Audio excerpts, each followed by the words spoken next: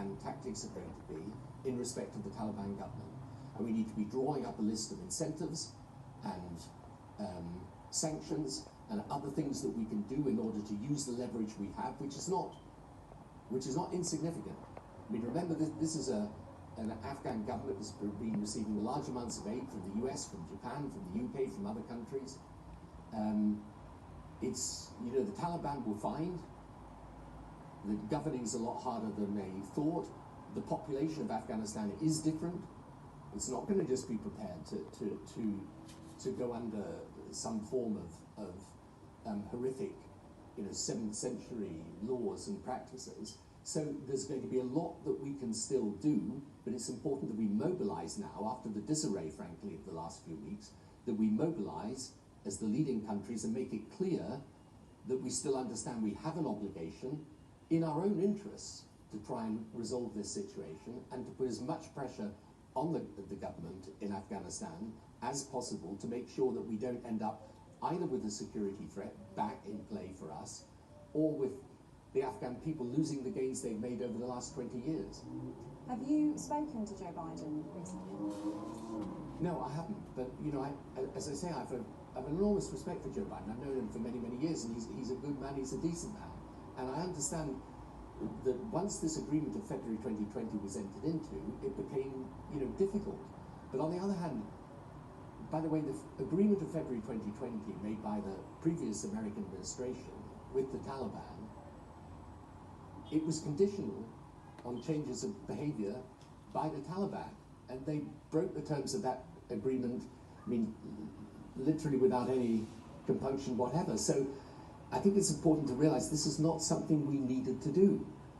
And, you know, again, I understand the political pressure, but our footprint in Afghanistan had really been reduced to a much, much smaller level. And as I say, by the end of 2019, we were in a situation where we could have held firm for some considerable time and helped the Afghan people through the next stages of their progress. I saw it described as a stain on the West this morning. I mean, we really can't take a moral high ground about global issues like Yemen, for example, Hong Kong, if what's going on in Afghanistan, people falling from planes, babies being passed by desperate parents to soldiers who may never see their children again. I think part of the problem is that over the last 20 years, we've heard all the bad news out of Afghanistan, and I don't think there was a lot of knowledge until literally these last few weeks amongst our own public opinion that yes, there have been real difficulties, and all the time it's tough, because you've got the Taliban with external support always trying to sabotage progress, blow up roads and bridges, assassinate people who are trying to do good things in Afghanistan. So it was a very tough time over this 20 years, but I think it's only in the last few weeks when you read the really heart-rending accounts by people of what they fear under the Taliban, that you realize that there were a lot of gains in this last 20 years. And so I think the problem is that the West has to understand that when we do something like this, the signal it sends out is one of inconstancy.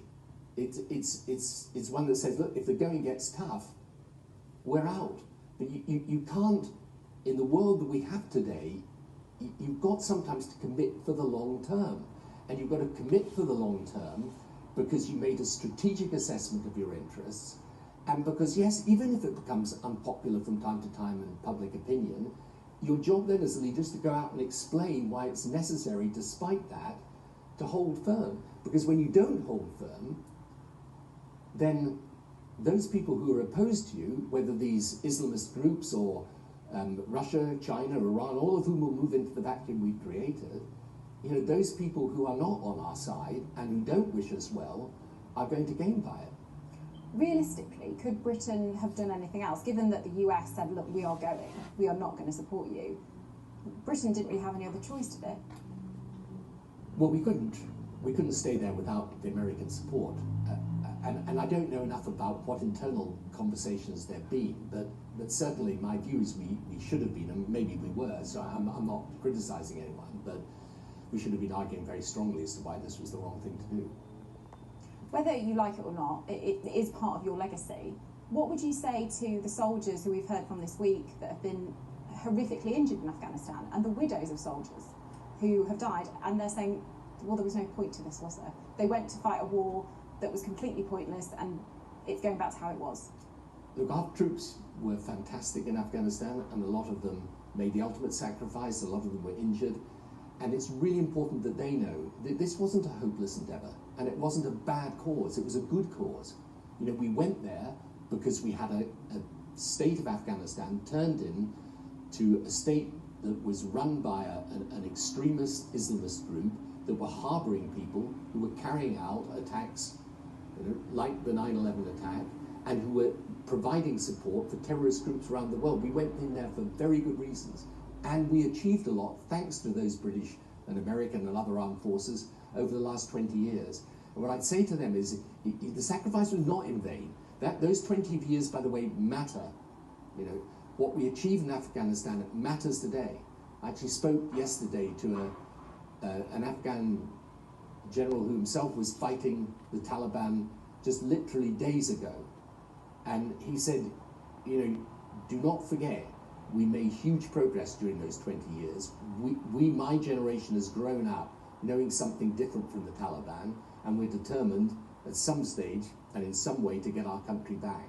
So I think it's really important that people realise that the story of Afghanistan and the story of the Taliban takeover